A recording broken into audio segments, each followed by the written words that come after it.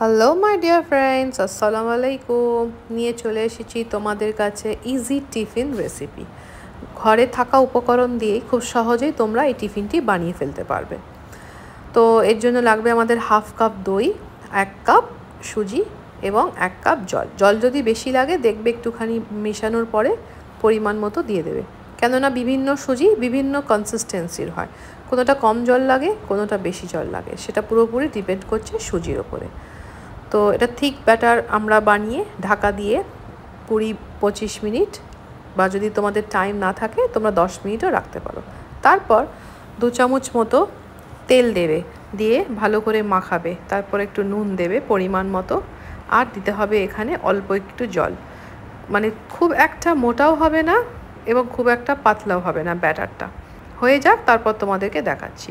এবং আমি এখানে দিয়ে দিচ্ছি তোমার বেকিং সোডা। বেকিং সোডা যদি না থাকে তাহলে তোমরা ইনোও দেও। অনেক ভিডিওতে দেখেছি অনেক দিদিরা ইনো ইউজ করছে, তো আমি কোনোদিনও ইউজ করিনি। আমার কাছে বেকিং সোডাটা অলওয়েজ অ্যাভেলেবেল থাকে, তাই জন্য। তো এবার আমি একটা থালা নিয়ে নিচ্ছি, তার মধ্যে ভালো করে তেল মাখিয়ে নিয়েছি। তারপর আমি দেখো খুব একটা পাতলা কিন্তু হয়নি, তো সুন্দর একটা ব্যাটার তৈরি হয়েছে। এটাকে একটুখানি ঠুকে নিতে হবে যাতে হাওয়াগুলো বেরিয়ে যায়।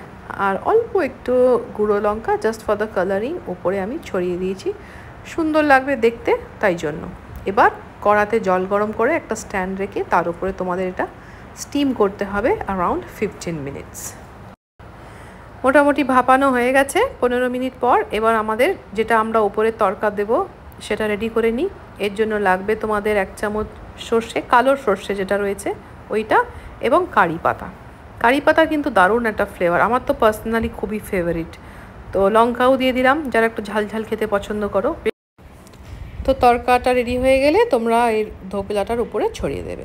তো বন্ধুরা বলো ভিডিওটা কেমন লাগলো, এবং তোমরা এটা বানিয়ে দেখতে পারো, খুবই ইজি অ্যান্ড কুইক।